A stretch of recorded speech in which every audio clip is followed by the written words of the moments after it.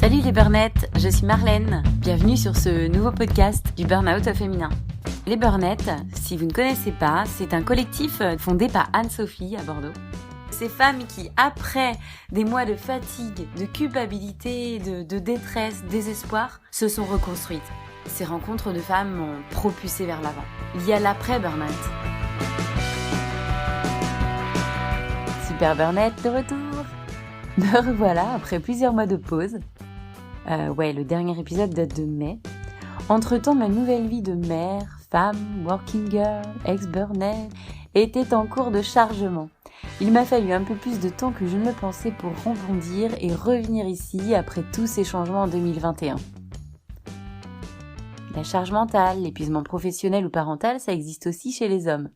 Donc cet automne, j'ai à cœur de tendre à nouveau mon micro aux hommes pour de nouveaux épisodes 100% testostéronés.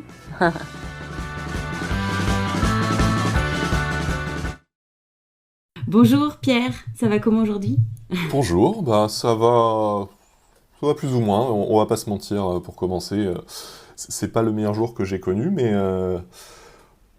bon, il y a des hauts, il y a des bas dans le burn-out et en dehors. Moi ça fait quelques temps que je suis sorti de mon burn-out, mais voilà, je pense qu'il faut aussi savoir accepter les hauts comme les bas, ça fait partie de la vie, et je pense que ça fait partie des choses que le burn-out m'ont aidé à comprendre et à accepter aussi. Exactement, super. C'est bien aussi que tu le dises avec honnêteté et authenticité. Tu te souviens, au début, on s'est contacté, tu me semblais... tu m'as dit être un peu loin justement de ton burn-out, mais que tu avais quand même envie de partager ou de témoigner en tout cas. En fait, c'était il y a combien d'années ? Moi, j'ai fait un burn-out en début 2019, février 2019. D'accord. Ok, d'accord. Donc voilà, ça fait 2 ans et demi maintenant déjà. Donc je suis plus dedans dans le vécu, mais bon, forcément, étant une étape et une épreuve importante de ma vie, j'ai un certain nombre de souvenirs qui restent assez marqué, assez imprégnés en moi. Imprégné, ouais, c'est vrai qu'il y a des mémoires, on va y revenir justement. On se reconstruit avec ça en nous, du coup, c'est apprendre à vivre avec notre vécu de burn-outé, burner, si tu me permets l'expression. Qui es-tu, en fait, Pierre ? Donc moi, je m'appelle Pierre Simonin, je suis ingénieur de formation et j'ai passé l'essentiel de ma carrière dans des petites entreprises et notamment en tant qu'entrepreneur. Ça faisait 8 ans que je travaillais quand j'ai fait mon burn-out. Et dans ces 8 ans, j'avais passé les 4 dernières années dans mon entreprise que j'avais créée avec un associé. Voilà, c'était encore une petite entreprise, petite équipe, etc. Mais voilà, donc j'étais entrepreneur à ce moment-là, ce qui fait que j'étais j'ai un peu été désemparé face à ce burn-out sans vraiment voir d'éléments externes. Voilà, j'étais pas harcelé, j'étais pas soumis à une pression trop importante, autre que celle que je me mettais moi-même. Et donc voilà, j'ai fait ce burn-out début 2019. J'ai passé en gros toute l'année 2019 à m'en remettre un peu à mon rythme, avec une assez forte progression au début, j'ai eu cette chance-là. Et après, il m'est resté 6, 7, 8 mois où c'est allé beaucoup plus lentement, avec des hauts, des bas, etc. Jusqu'à vraiment sortir du burn-out en janvier 2020, à travers tout un tas d'étapes. Mais, Tu parlais du fait d'entreprendre et d'être en burn-out avec la pression qu'on se met soi-même finalement, et pas de questions, de difficultés liées à l'organisation du travail de l'employeur ou au relationnel en entreprise. Effectivement, c'est intéressant en fait de regarder un peu ce qui se passe aussi en tant qu'entrepreneur lorsqu'on vit ces turbulences-là. Est-ce que aussi il y a eu une prise de conscience en amont du burn-out? Est-ce que tu as vécu une chute, un effondrement à l'époque, début 2019, ou alors ça a été assez progressif? Comment ça s'est passé concrètement pour toi, ces premières étapes en fait alors, il y a eu les deux. Il y a eu un effondrement à un moment, puis ça a été progressif. Le moment de bascule, vraiment, c'était un après-midi en août 2018. J'étais en réunion avec toute mon équipe. Et là, en fait, il y a une vérité qui m'a frappé de plein fouet. C'est que, en fait, ma boîte ne se développait pas. Je me faisais tout un tas de films dès qu'il y avait voilà, une bonne nouvelle conjoncturelle. Je voyais ça comme un changement structurel et je me disais, ça y est, cette fois, on est sur le bon chemin, etc. Et ce jour-là, en discutant avec mes associés, je me suis rendu compte que rien n'avançait. Et que du coup, je m'escrimais beaucoup pour pas énormément de résultats. Ce qui était en soi pas forcément un problème, mais en fait, ça a lancé une réflexion à ce moment-là sur vraiment, mais si la boîte n'en est pas là où j'imaginais qu'elle était, où est-ce qu'elle en est et où est-ce que je veux l'emmener si le chemin que j'avais prévu pour ma boîte, voilà, j'étais vraiment dans le moule start-up, on va aller chercher de la croissance, on veut lever les fonds, etc. Et là, je me suis rendu compte que sur ce chemin-là que je m'étais un peu imposé, parce que c'est la mode, etc., ben, on n'avait quasiment pas avancé. Je me suis dit, mais est-ce que d'autres chemins sont possibles? Et en fait, assez rapidement, je me suis dit, mais oui, d'autres chemins sont possibles. Et en fait, c'est ces chemins-là que j'ai envie de prendre. Si on n'a pas avancé sur ce chemin de la start-up, de la croissance, etc., en fait, c'est parce que depuis le début, je n'en avais pas envie. Ouais. Donc je me freinais. Et voilà, et là, j'ai commencé à me dire, mais moi, ce que je veux pour ma boîte, c'est pas qu'on soit 200 dans 3 ans, c'est pas faire x10 de chiffre d'affaires tous les trimestres. Non, moi, ce que je veux pour ma boîte, en fait, c'est prendre plaisir à bosser, en vivre, éventuellement avoir une petite équipe parce que c'est sympa, parce qu'il y a de l'émulation, parce que je peux aussi transmettre, je peux former des gens, et j'aime ça. Et en fait, je me suis dit, tout ce qu'on a poursuivi jusque-là, je me reconnais plus dedans, j'en ai plus envie. Et en fait, en discutant avec mes associés, ils n'étaient pas du tout en phase avec ça, eux voulaient rester vraiment sur ce chemin de on va chercher de la croissance. Et en fait, à partir de ce point et à partir de cette réflexion, là, vraiment, j'ai connu une descente progressive. Vraiment, j'appelle ça ma descente aux enfers. Ça a été pendant 6 mois, donc de août 2018 à février 2019. Ça a été de pire en pire. Enfin, vraiment, la pente que les personnes qui ont fait Arbolate ne connaissent que trop bien, c'est de plus en plus de stress, de plus en plus de fatigue, et puis en même temps des troubles du sommeil qui arrivent, des troubles de l'attention, de la mémoire. Moi j'avais un truc qui n'est pas forcément commun à tout le monde, mais j'avais vraiment le cerveau comme une cocotte minute. J'avais l'impression qu'il était sous pression, pris dans un étau. Et vraiment c'était quand je sortais du métro et que je marchais, j'avais 5 minutes à marcher pour aller au bureau, je sentais à chaque pas la pression qui augmentait.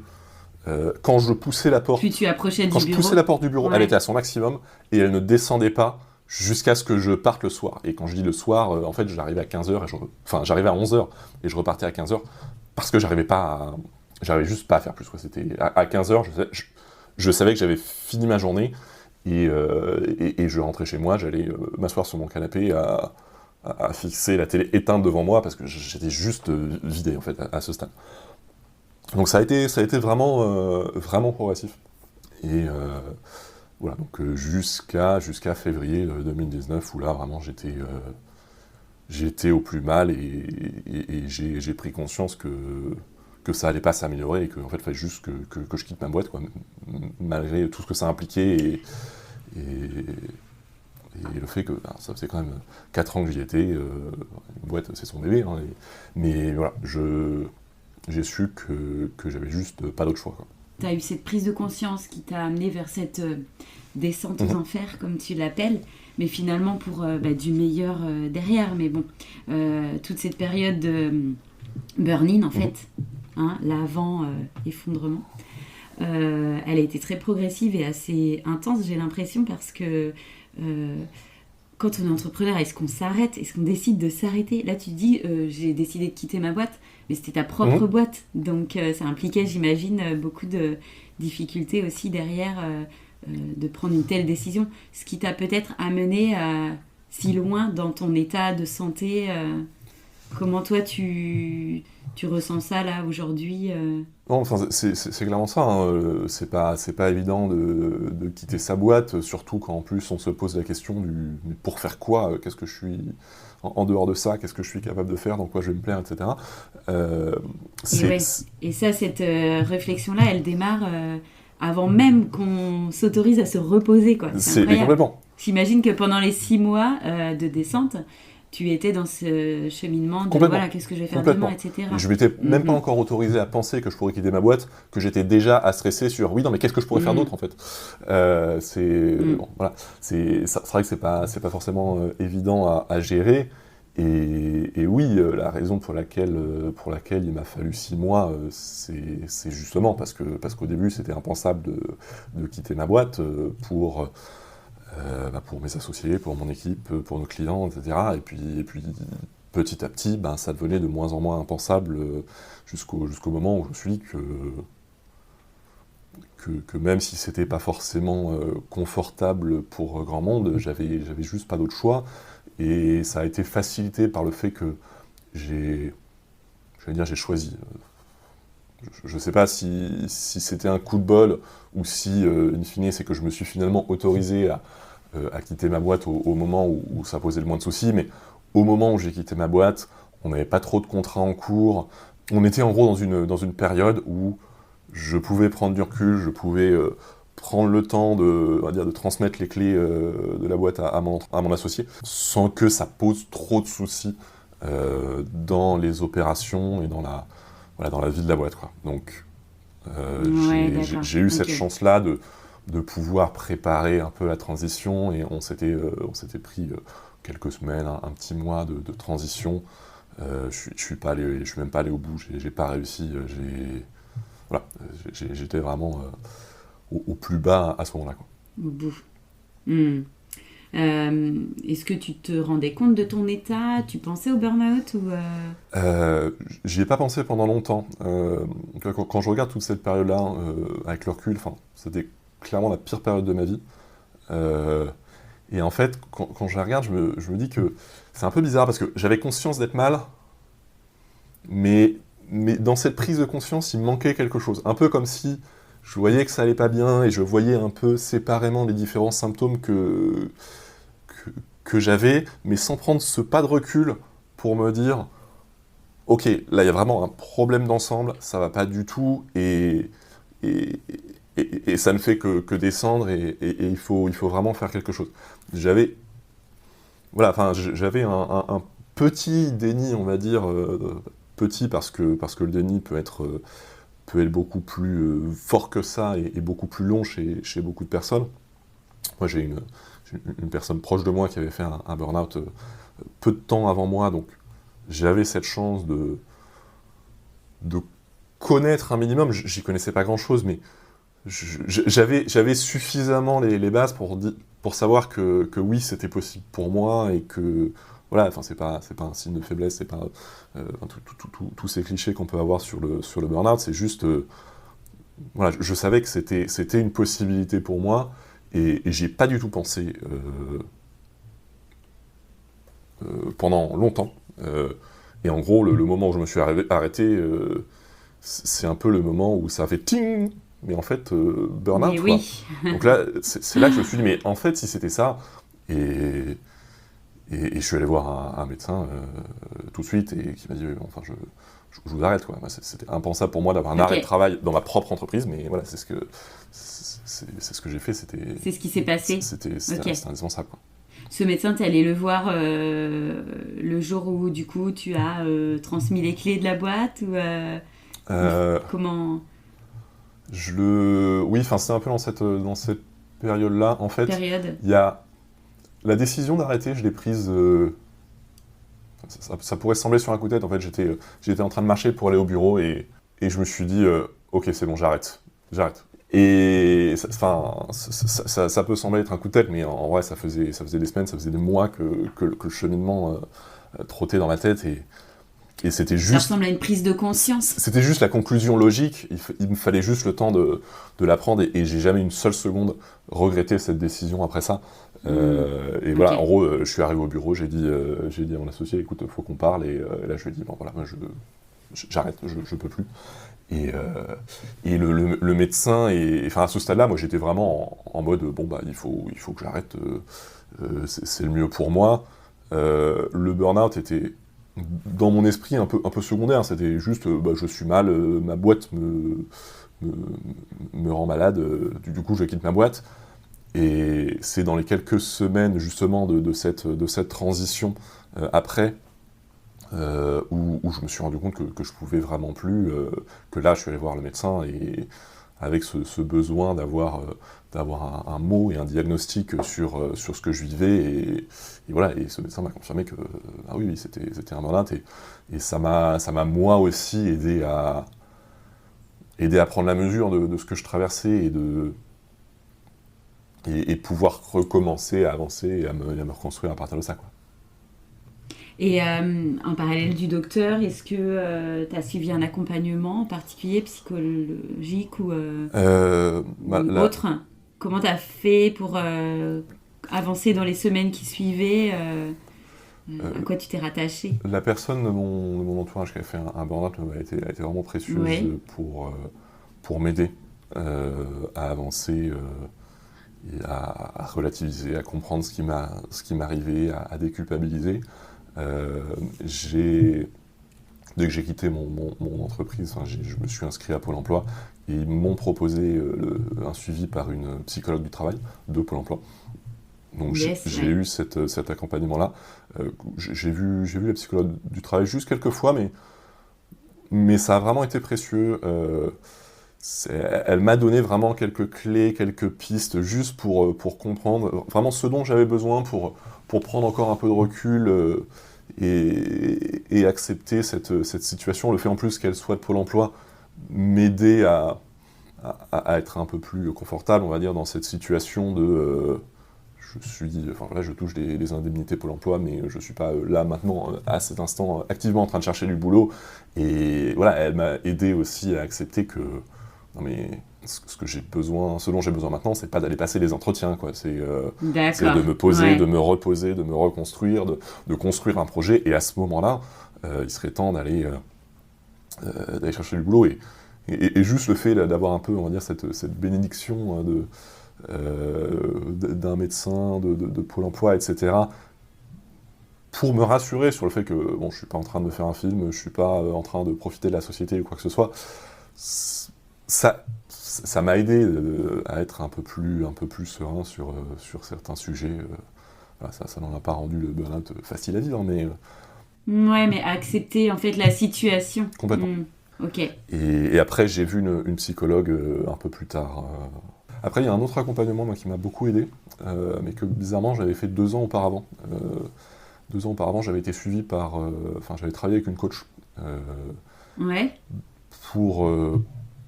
Déjà pour travailler sur l'acceptation de tout un tas de choses qui peuvent se passer dans ma tête, sur un désalignement entre moi, ma boîte, etc.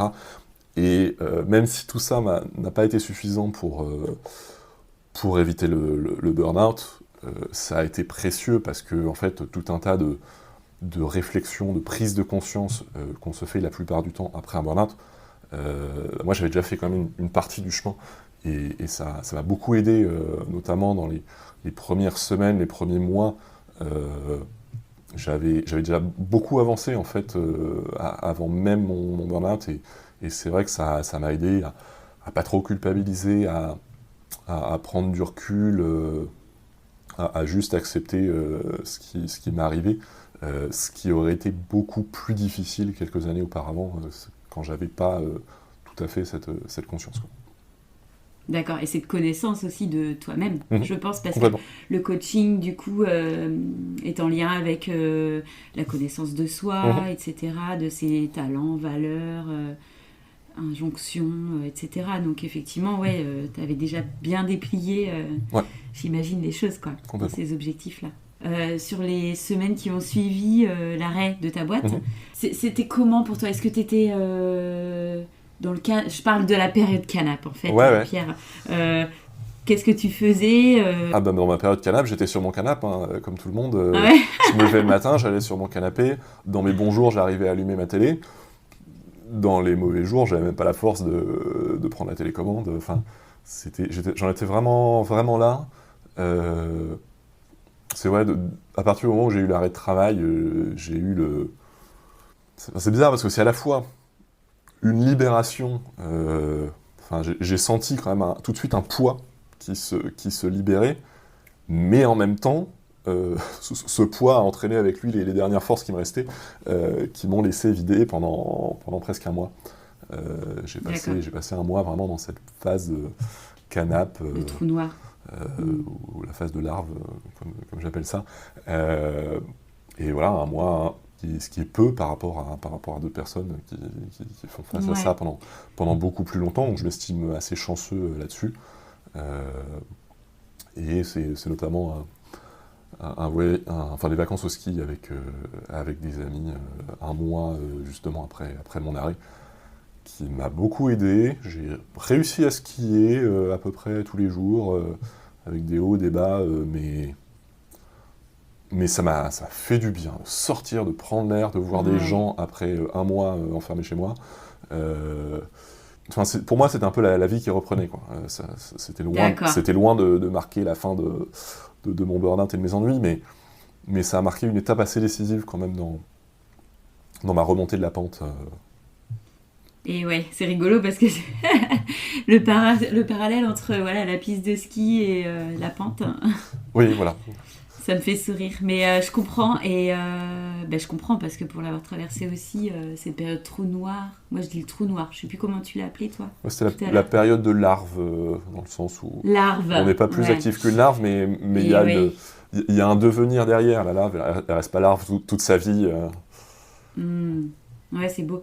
Et moi, elle a duré aussi quelques semaines, moins d'un mois, je crois que c'était 3 semaines, mais en fait, c'est une période qui reste profondément ancrée, imprégnée en nous. Enfin, c'est comme tu dis, la période la pire de ma vie, c'est cette phase-là qui est douloureuse, en fait. Hein. Après, j'entends les gens dire que cette période, justement, après l'arrêt, où on se retrouve en période canap, larve, trou noir, peu importe comment on l'appelle, est pire encore que la phase où on est en souffrance au travail. En burn-in, Moi, j'aurais tendance à dire que c'est juste différent, en fait. On est dans deux choses totalement différentes, dans des souffrances totalement différentes. Et je sais pas ce qui était le pire. Après, moi, le fait que même sur mon canapé, j'avais la certitude d'avoir fait la bonne chose, que j'étais mieux sur mon canapé que dans ma boîte où c'était plus possible. Ça a peut-être aussi aidé à mieux vivre cette période, mais je sais pas si ça... Enfin, je crois pas qu'il y ait une échelle objective de la souffrance. Je pense pas qu'on puisse vraiment comparer des choses où on est sur des tableaux totalement différents. Il y a des similitudes, mais après, c'est des étapes, en fait, et chacun les vit différemment. Complètement. En fait, c'est un peu comme des repères, quoi. Ces similitudes peuvent offrir des repères aux personnes qui, justement, sont dans cette phase-là actuellement. Et en revenant de tes vacances au ski avec tes potes, du coup, j'imagine que la vie était un peu différente pour toi au retour. Est-ce qu'il y a eu un élément déclencheur? Comment tu as continué d'avancer sur ton chemin? Écoute, on se refait pas. Moi, j'ai avancé par le boulot. Non, enfin. Bah oui. Non, enfin, pas vraiment le boulot, mais en gros, j'en avais un peu avant le ski, mais pas trop d'énergie pour les faire avancer. Et en revenant, je me suis mis un peu plus sérieusement à ces projets. Notamment, j'ai commencé un blog sur les questionnaires. Donc c'est un de mes domaines d'expertise. Donc voilà, je me suis amusé à créer ce blog. Donc, à la fois sur créer une identité graphique, rédiger des articles. Enfin, je me suis beaucoup amusé à jouer avec toutes ces choses-là, à m'exprimer par ce biais-là. Et puis un peu après, j'ai repris. J'ai fait un voyage avec des amis. Ça faisait 7 ans que je n'avais pas fait de grands voyages. Et là, j'en ai fait un. Je suis parti pendant un mois, 2 semaines avec des amis, 2 semaines tout seul. Et à cette occasion-là, j'ai commencé des vidéos de voyage aussi, et des articles. Enfin, j'ai créé un blog de voyage par la même occasion. Enfin, En gros, je me laissais un peu porter par mes envies du moment. Ça tournait beaucoup autour de la création et pas mal autour de l'écriture, mais enfin, qui sont des choses qui me tiennent à cœur. Je m'exprimais, je poursuivais un peu les projets qui me faisaient envie sur le moment, en essayant de pas trop stresser ou culpabiliser si je commençais un projet et je le menais pas au bout, ou si à un moment je me désintéressais de tel projet pour passer à tel autre, etc. Je suis là juste pour profiter. J'avais juste cet aspect un peu satisfaisant de créer, me rendre compte que voilà, j'étais encore capable de faire des choses, d'avancer, d'avoir l'impression de rentabiliser mes journées. Ça, c'est un peu triste, mais j'ai un peu toujours, même aujourd'hui, j'ai un peu toujours ce besoin-là de me dire j'avance, je rentabilise, je fais quelque chose de ma journée. Voilà, c'est le maître étalon de ma productivité, c'est un peu combien de trucs je coche sur ma to-do list, qui est infinie, évidemment, puisque chaque jour, j'en rajoute plus que je n'en enlève. Mais voilà, j'avais un peu cette satisfaction d'avoir le sentiment d'avancer, de trouver des sujets aussi dans lesquels je m'épanouissais et je m'amusais, en fait. J'avais jamais été... Enfin, j'ai toujours écrit, mais j'avais jamais été vraiment blogueur, j'avais jamais réalisé de vidéos, et pouvoir m'exprimer et me retrouver dans ces domaines, ça me faisait du bien aussi. Ouais, t'as trouvé ton truc, en fait. Donc du plaisir, rien que du plaisir. Ouais, c'était vraiment l'objectif. Mais oui, mais c'est une très bonne ordonnance. Et du coup, alors après les vidéos de voyage, que je ne connais pas, j'irai voir si elles existent toujours et qu'elles sont diffusées, il y a eu les vidéos pour le journal du burn-out. Ouais. C'est arrivé après, je suppose. Ouais, bah c'est arrivé de manière un peu organique dans tout ça, justement. C'est-à-dire que, enfin, même si je m'éclatais sur les différents projets à droite, à gauche, je restais en burn-out. J'avais des journées avec et des journées sans qui étaient difficiles. Et plus remonte la pente, plus les journées sans sont difficiles à vivre et à accepter. Donc Ouais. j'avais un peu cette difficulté, vraiment ce coup de cafard à chaque fois que je me disais, purée, je pensais que ces périodes-là étaient derrière moi, et non, en fait. Faut juste que j'accepte. Plus jamais je me sentirais comme ça. Voilà, enfin... Je comprends ce que tu dis. Avec le temps, ouais. on apprend que, ok, bon, bah, les coups de mou font partie du processus, et C'est ça. il faut accepter qu'on en aura pendant encore un certain temps. Et moi, j'en ai encore aujourd'hui, et voilà, j'accepte juste qu'ils existent, et je pense pas qu'il y ait quoi que ce soit à voir avec le burn-out, mais plus avec mon mode de vie actuel. Mais voilà, faut juste les accepter, hein, c'est essentiel, ça fait partie du processus. Et dans tout ça, enfin, le burn-out me faisait bien sentir qu'il était là. J'ai eu quelques déclencheurs, voilà, comme quand j'ai discuté à une soirée avec le compagnon d'une amie qui voulait juste pas comprendre ce qu'était le burn-out. J'essayais de lui expliquer, et en gros, enfin, c'était une amie que je connaissais via le boulot, et lui m'abordait un peu par ce côté-là aussi, et il ne voulait rien voir à part mon ancienne boîte, en fait. Et à chaque fois, il revenait à ça, mais du coup, qu'est-ce que vous faites? Et ah ouais, c'est intéressant, et à chaque fois, j'essayais de lui dire, mais enfin, moi, j'y suis plus, et enfin, j'adore mon associé, qui est encore un très bon ami, et j'aime toujours cette boîte, ce qu'on a construit, etc. Mais là, à ce moment-là, en parler, c'était un peu la dernière chose dont j'avais envie et dont j'avais besoin, et je me suis retrouvé face à ce mur. Enfin, c'est même pas un mur, parce qu'un mur, ça revient pas à la charge. Et là, tout ça a fait naître vraiment une envie, enfin plus un besoin de parler de burn-out. De dire, un peu le monde doit savoir. Je vois trop de gens qui n'ont pas la moindre idée de ce que c'est. Moi, j'ai envie d'apporter ma petite pierre à l'édifice pour aider les gens à comprendre le burn-out. À la fois ceux qui n'y connaissent rien, mais aussi ceux qui le vivent, parce que même quand on le vit, on ne comprend pas tout. Et puis aussi leurs proches, et puis... Voilà, bon, je voulais un peu tout faire. Je voulais aider à éviter les burn-out, à s'en sortir, à ceci, à cela, tout en ayant conscience qu'il existait déjà un certain nombre de gens très investis là-dedans, de beaucoup de ressources, etc. Je ne pensais pas arriver avec la solution miracle ou quoi que ce soit, mais je me suis dit, moi j'ai envie à ma manière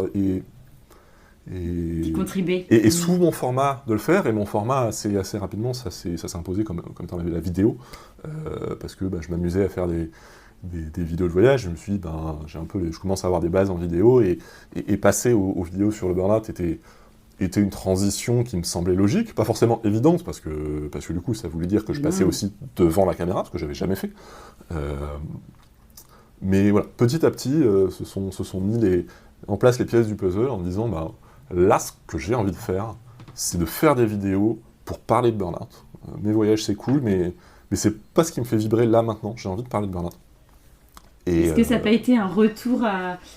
est-ce que tu as retrouvé là peut-être le sens, en fait, de pourquoi tu étais là, complètement, que tu vivais complètement. Moi, c'était une quête de sens, et je vais pas dire que j'ai fait ces vidéos pour des raisons égoïstes, mais clairement, j'y trouvais moi aussi mon compte. Hein. Ça a été thérapeutique pour moi, oui. déjà de les faire, de tout ce travail de création, de faire émerger ces vidéos m'a été très très utile. Et aussi, évidemment, tout le travail de recherche que j'ai fait pour mieux comprendre le burn-out m'aider moi aussi à mieux comprendre mon burn-out. C'est génial, c'est multiples objectifs. Voilà, c'était évidemment utile.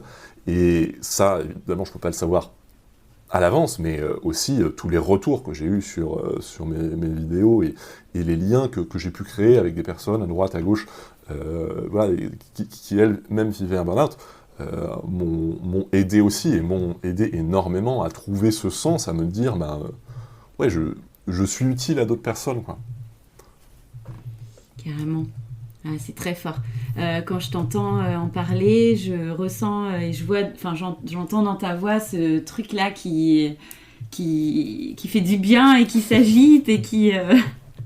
on sent la manière dont tu en parles, que voilà, ça a été très, très galvanisant pour toi. Ouais, ça a été essentiel pour moi, et ça a amené son lot de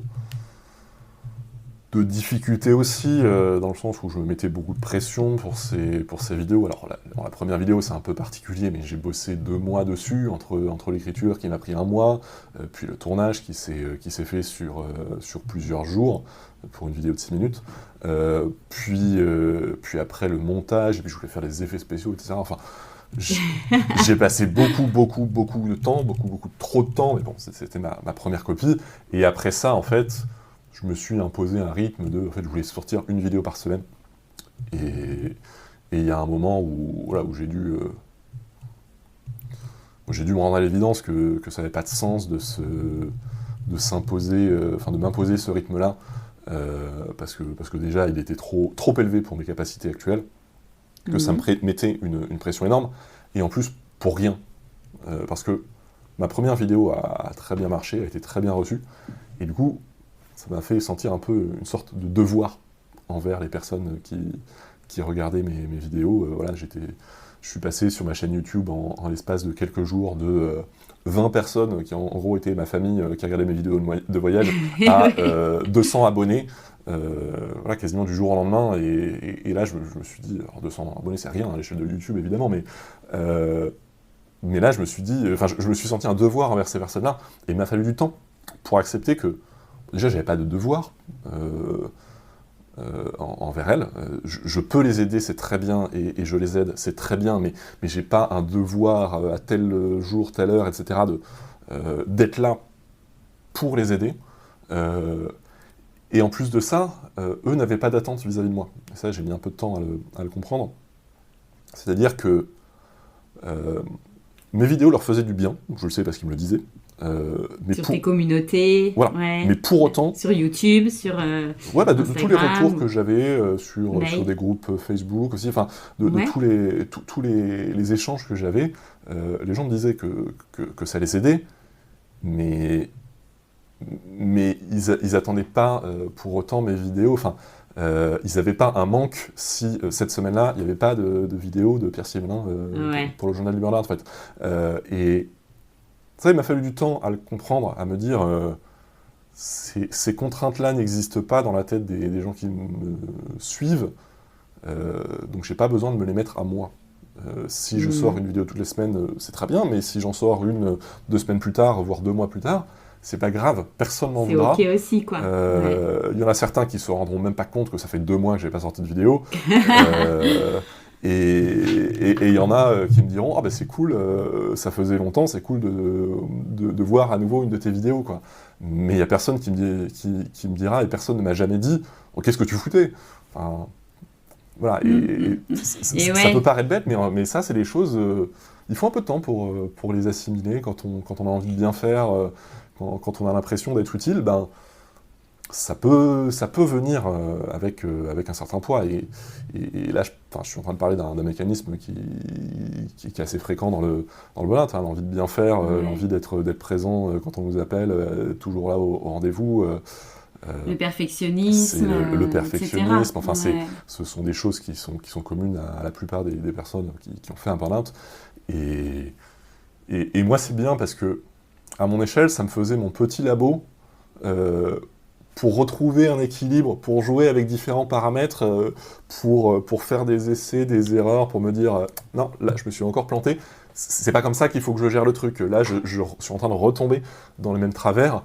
Mais en même temps dans un cadre bienveillant, parce que la communauté était vraiment bienveillante. Et voilà, j'en dépendais pas pour vivre ou quoi que ce soit, parce qu'à ce moment-là de ma vie, c'était les allocations Pôle emploi qui me permettaient de vivre. Donc ça a été bénéfique en fait d'avoir ce petit jardin d'expérimentation, on va dire, à mon échelle, qui me permettait de poser petit à petit ce qui allait être les bases de ma vie professionnelle future, quoi. Mais c'est génial, c'est très intéressant ce que tu nous dis. L'expérimentation, le fait de s'observer, de regarder ce qui est bon, pas bon pour soi, voilà comment j'ai fonctionné là, ici, je peux faire autrement, etc. Enfin, on a toutes les réponses en nous, en fait, et il faut simplement oser, alors simplement, je le mets entre guillemets, mais oser passer à l'action et expérimenter, faire des petites choses pour construire justement les bases de notre futur moi. Effectivement, j'étais là à m'entraîner, à essayer des trucs un peu comme si je m'entraînais moi-même au saut à la perche, et je me disais bon alors qu'est-ce que je peux faire, à quelle hauteur je peux mettre la barre, quelle est la bonne durée entre 2 sauts, qu'est-ce que je dois faire comme échauffement, voilà, donc je m'entraînais effectivement un peu sur ces différents aspects, quoi. Ok. Et aujourd'hui, journal du burn-out, alors, est-ce que tu continues de poster des vidéos ? Comment ça a évolué, ton projet ? J'ai posté des vidéos pendant plus d'1 an et demi. Donc j'ai commencé la première en septembre 2019, et la dernière est sortie en mars 2021, je crois. Donc là, on est en novembre, ça fait 8 mois que j'ai pas sorti de vidéo. Ça veut pas dire que j'en referai jamais, mais voilà, je ne m'interdis pas d'en faire, mais je ne promets pas que j'en referai, déjà parce que j'ai beaucoup moins de temps. Une vidéo, c'est plusieurs jours de travail. Quand on n'a pas d'autre travail à côté, c'est un temps qu'on peut prendre. Quand on a un travail, c'est plus compliqué. Et en plus de ça, le burn-out commence à se faire plus lointain, et j'ai toujours un peu ce petit syndrome de l'imposteur qui revient en me disant est-ce que je suis encore légitime pour en parler, et de manière un peu plus soft, on va dire, cette petite inquiétude de j'ai pas envie de trahir le message que j'ai porté jusque-là, j'ai pas envie de sortir la vidéo de trop, où je manquerai de tact, où j'aurais moi pris tellement de recul avec le burn-out que j'aurais plus forcément toutes les précautions élémentaires, et en fait ce serait un peu la vidéo qui s'adresserait aux gens qui en sont à la même table que moi, et qui parlerait pas du tout, voire qui pourrait choquer des personnes qui sont en plein dedans, en plein dans le dur. Okay, j'ai un peu toutes ces, enfin, je sais pas si c'est des inquiétudes ou des interrogations, me dire est-ce que je saurais aujourd'hui trouver le bon ton pour parler de L'angle, burn-out? ouais. Je sais pas trop, et Ok. de toute façon, enfin, j'ai honnêtement pas trop le temps pour l'instant. Donc la solution que j'ai trouvée aujourd'hui, c'est de relayer des témoignages. Donc Ouais. j'ai un appel à témoignage sur mon site journalduburnout.fr, et voilà, je prends tous les témoignages qu'on me donne. Je fais parfois un peu de remise en forme parce que ce sont des témoignages de personnes qui sont en plein dedans, donc des fois, enfin, rien qu'à voir la manière dont le témoignage est mis en forme, on voit la souffrance, on sent vraiment que c'est le pavé qui a été jeté en une fois, presque en une inspiration, et moi c'est très puissant quand je lis ça, mais en même temps je pense aux personnes qui lisent ça, qui sont elles-mêmes pas forcément très bien, qui ont un peu plus enfin qui ont déjà des difficultés à se concentrer.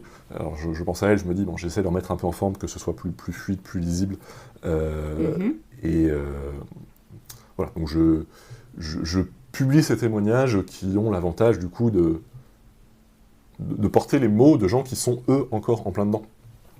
Donc voilà, Ouais.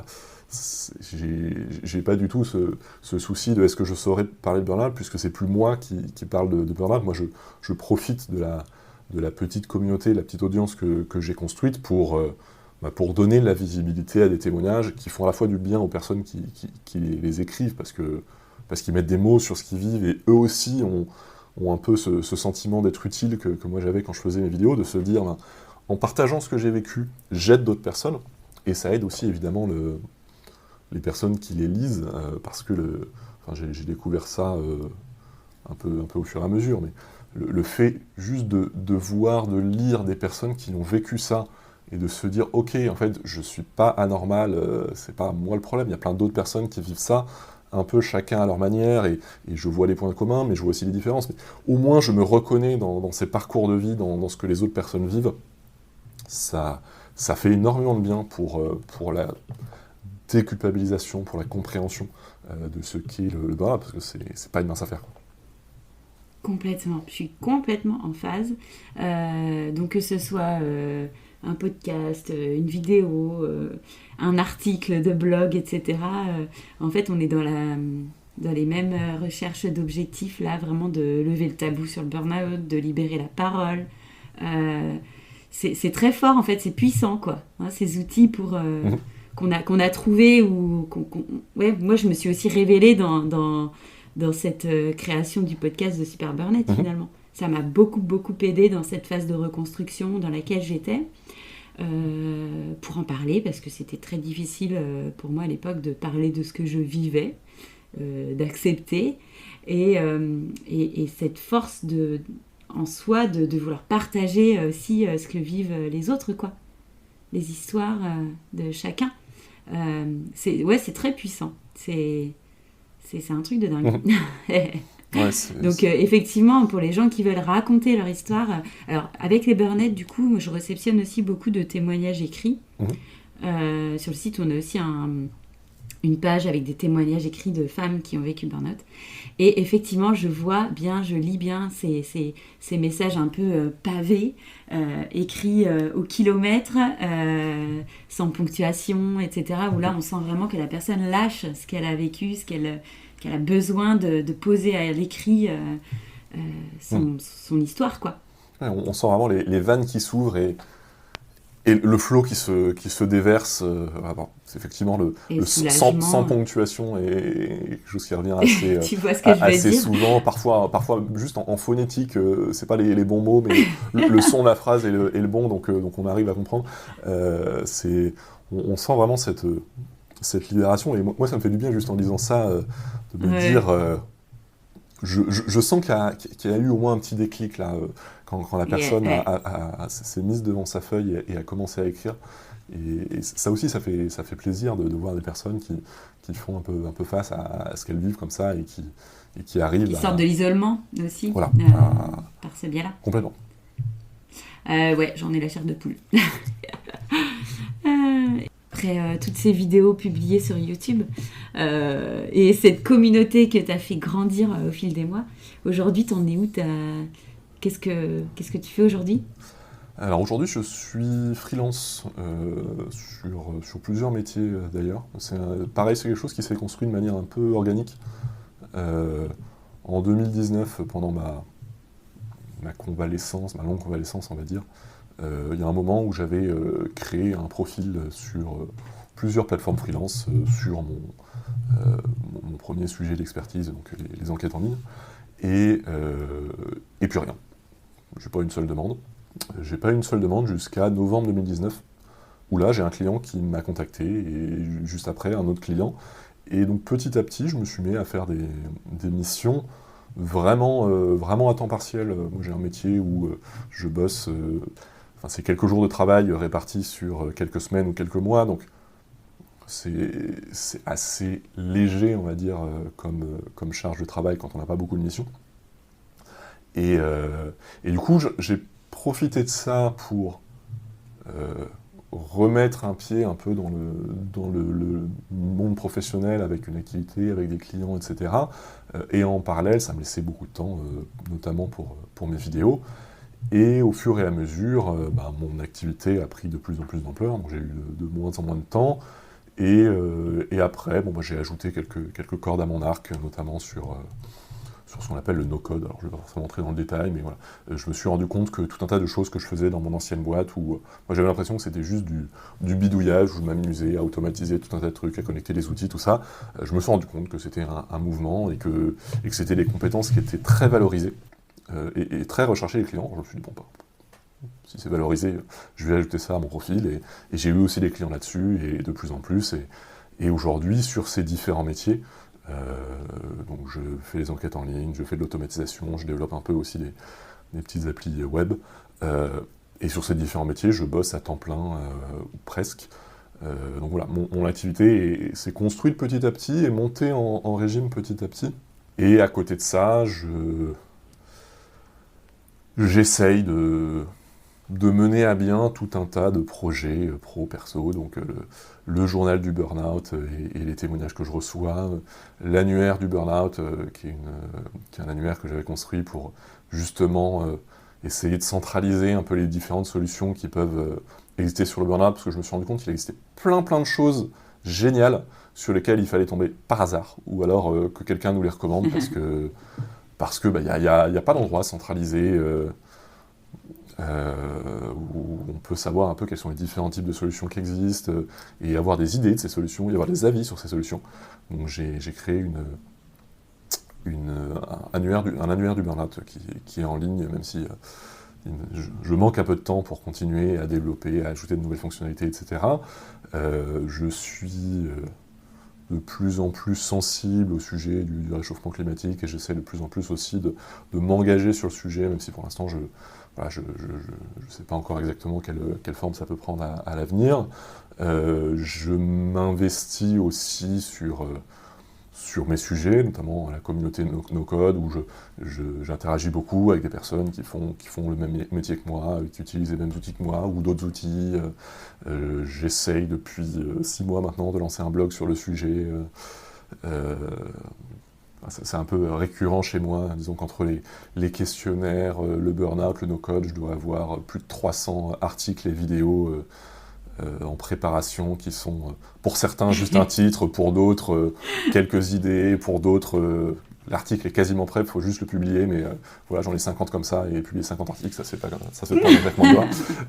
Voilà, mais bon, je prends beaucoup de recul sur tout ça. Je sens pas une obligation de le faire, une urgence à le faire.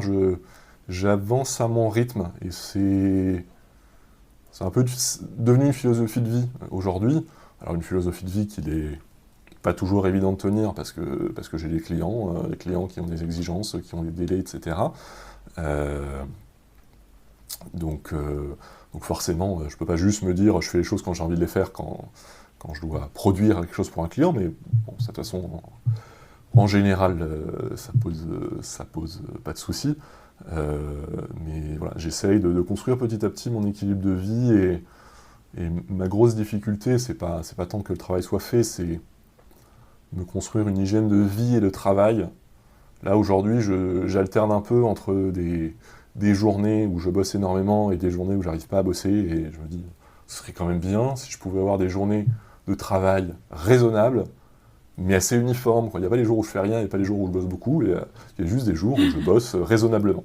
Voilà, donc je sais que c'est un problème éternel pour beaucoup de Oui, freelances parce et que de est-ce que personnes. tu es quelqu'un de raisonnable? Ah non, je suis tout sauf raisonnable. C'est pour ça que, Voilà. surtout quand il s'agit de boulot, d'investissement, d'engagement, je, Mm. je suis tout sauf raisonnable, mais c'est pour ça que j'essaie de me construire petit à petit le cadre. Ouais. Je sais que si moi je suis pas raisonnable, parce que j'ai toujours ces penchants qui me conduisent à trop en faire, enfin, etc., faut que je me construise le cadre qui, lui, sera raisonnable. Donc, par exemple, récemment, j'ai pris un espace de coworking euh, avec l'idée de j'y vais pour bosser, et du moins les jours où je vais à l'espace, je ne travaille pas chez moi, quoi.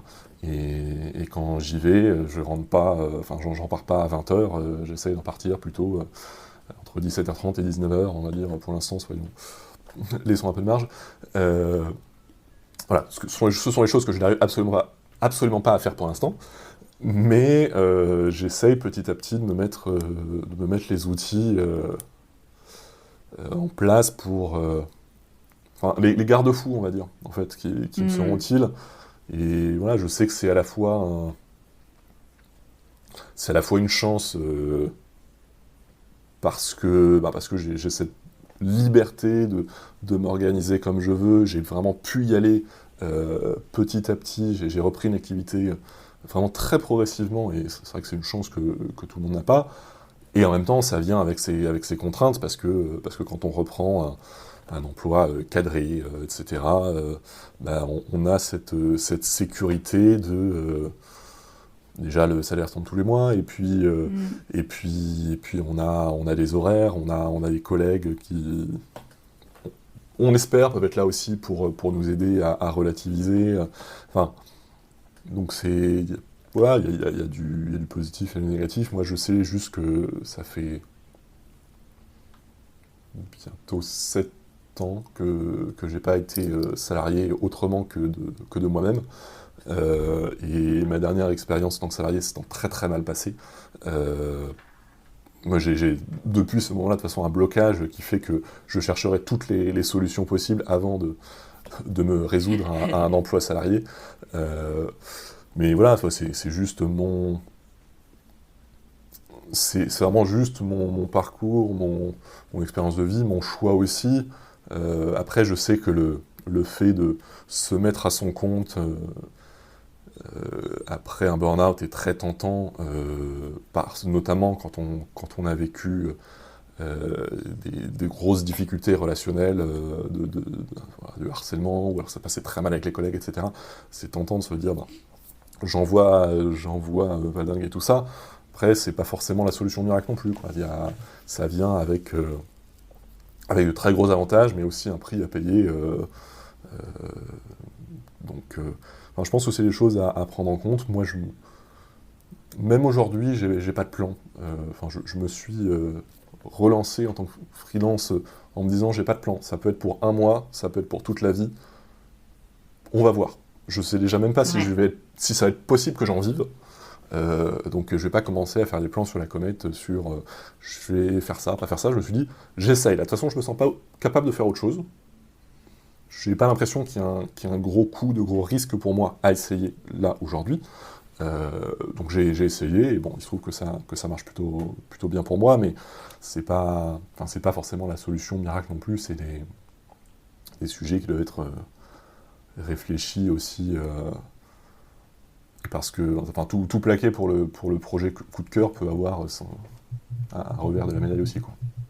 Oui, oui, oui, c'est aussi assurer un peu ses arrières, d'être ta manière de travailler en tant que slasher, ça s'est fait naturellement et ça respecte en fait aussi certainement le cadre que tu souhaites pour toi, pour ton hygiène de vie. Mhm. Donc ben voilà, au jour le jour, on y va et on voit et on ajustera. C'est ça aussi, je pense, d'être entrepreneur, c'est d'ajuster Ouais. son projet ou ses projets au fil du temps, de qui on est, de comment de l'environnement, etc., quoi. Ouais. C'est ça que m'a apporté le burn-out aussi, c'est la capacité à vivre un peu au jour le jour.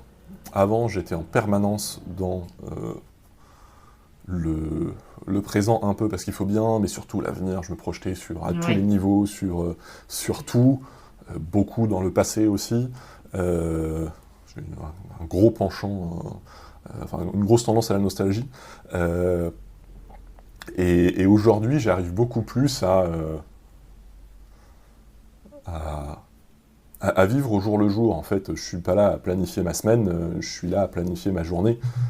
C'est-à-dire que le soir pour le lendemain, voire le jour même, je me dis bon ok, alors qu'est-ce que je vais faire aujourd'hui, notamment en fonction de tout ce que je voulais faire hier et que j'ai pas eu le temps de faire. Je suis pas à me faire un plan pour toute la semaine qui de toute façon volera en éclats dès le premier jour. Il n'y a rien de plus déprimant. Ça fait du bien d'entendre ça. Donc, je pensais que c'était très burn-out, mais finalement, non, quand je dis burn-out, tu sais, voilà, il y a cette communauté là. Mais voilà, enfin, homme, femme, peu importe, en fait, on a les mêmes manières de voir la vie, je pense, quand on traverse ces turbulences, quoi, un burn-out ou des choses difficiles dans la vie. Du coup, nous donne un peu une ouverture d'esprit. Complètement. Je pense qu'on s'ouvre à certains sujets, certaines réflexions qu'on ne voyait pas, voire qu'on ne s'autorisait pas. Le burn-out, pour toutes les difficultés qu'il amène, a aussi ce mérite de nous ouvrir les yeux. Moi, clairement, j'étais dans une impasse dans ma vie, et mon burn-out m'a permis de m'en rendre compte et m'a permis d'avancer. Et voilà, je suis content d'avoir pu avancer à ce moment-là. Si ça avait été sans burn-out, ça aurait été mieux, mais en fait, je sais même pas, parce que peut-être que je serais pas reparti sur des bases aussi saines si mon burn-out ne m'avait pas mis le nez en plein dedans et ne m'avait pas forcé à regarder tous ces sujets, à me poser toutes ces questions, à prendre conscience aussi du fait que j'étais pas invincible, que voilà, je peux pas faire absolument tout ce que je veux. Il y a notre corps a des limites, et c'est bien d'en avoir conscience et de les prendre en compte. Et moi, je suis content de pouvoir prendre tout ça en compte aujourd'hui. C'est précieux, et ça me permet aussi de construire quelque chose de plus sain et plus stable pour l'avenir. Génial. Merci. Je crois que ça vient vraiment conclure l'interview. Pierre, je tiens vraiment à te remercier et te dire en nota bene que je ne serais pas contre une petite vidéo du journal du burn-out. Voilà, je pose ça, c'est dit, on verra. C'est entendu, mais pris sans pression. Voilà, exactement, bien sûr. Je te souhaite une bonne continuation.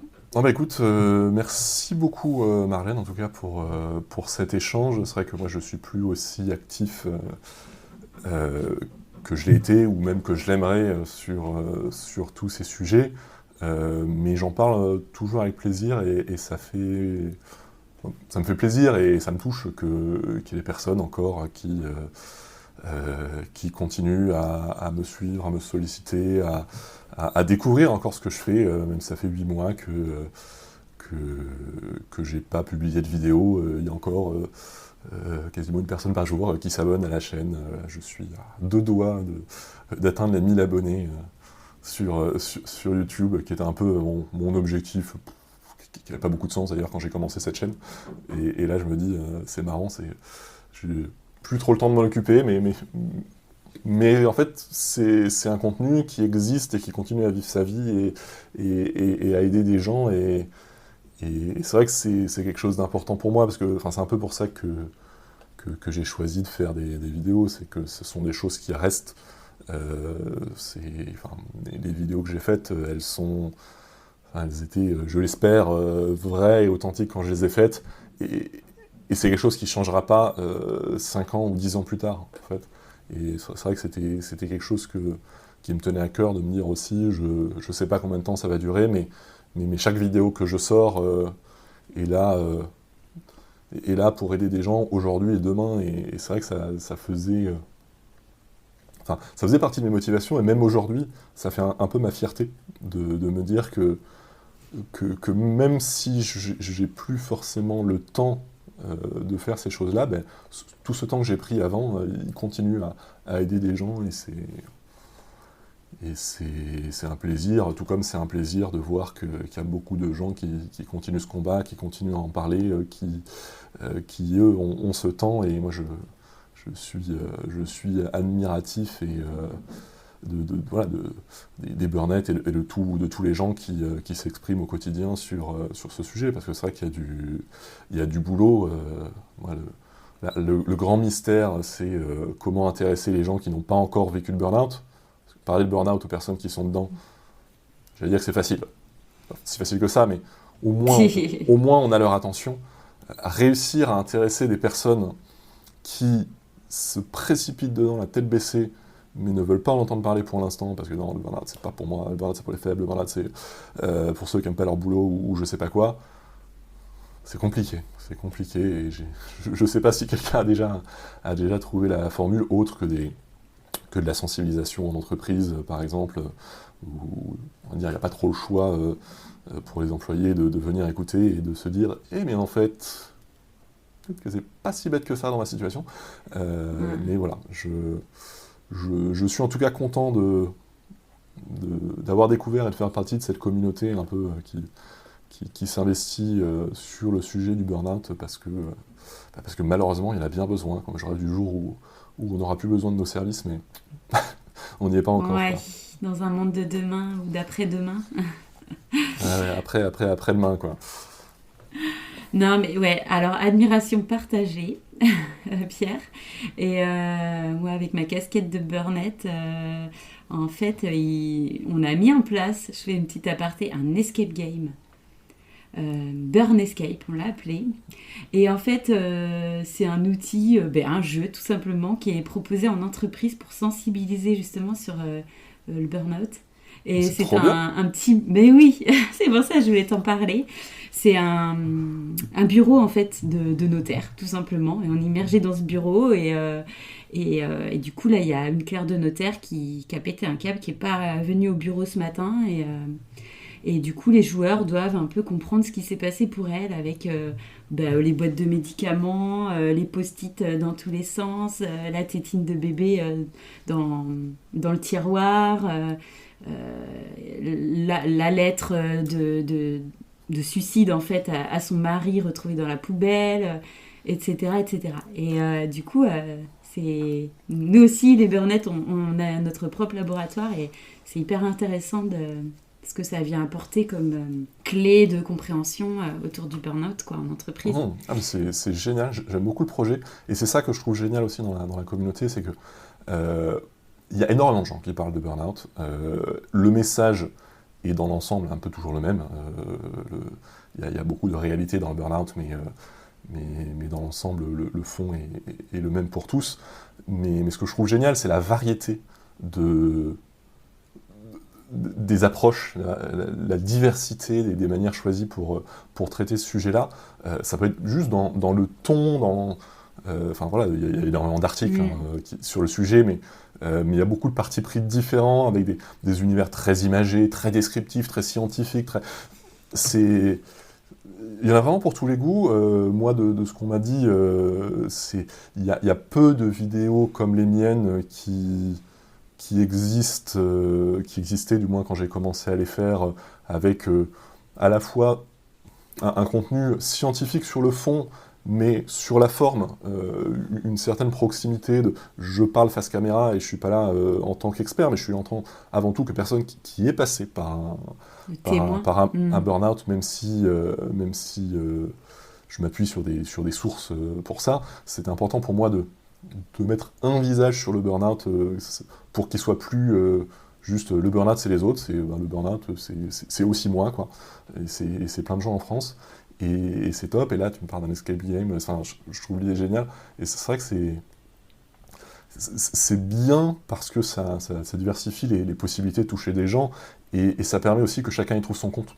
Il y a des gens qui adorent lire, d'autres qui détestent, il y a des gens qui adorent les podcasts, d'autres qui n'en écoutent pas. Enfin, chacun a des préférences, des moyens de consommation, entre guillemets, de contenu différents, et c'est top qu'il y ait une telle diversité, une telle offre. Moi j'ai découvert, je ne savais pas que ça existait, les médias Instagram qui n'ont pas de site, qui n'ont pas de blog, qui ont juste un compte Instagram et qui informent parfois de manière assez impressionnante juste via Instagram. Enfin, il y a vraiment...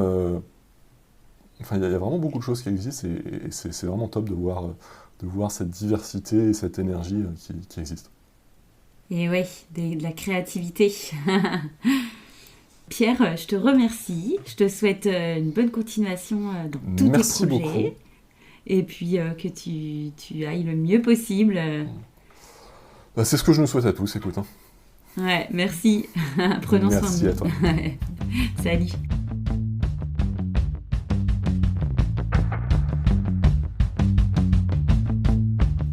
Je vous propose, si vous avez aimé, de nous laisser votre avis, à partager ce podcast tout autour de vous, pour nous aider, nous les burnettes, à lever le tabou sur la question du burn-out. C'est de cette manière-là que nous ferons changer les choses. Pour en savoir davantage sur l'action et les événements de l'association Helburn, connaître la communauté des burnettes, rendez-vous sur les réseaux. À bientôt!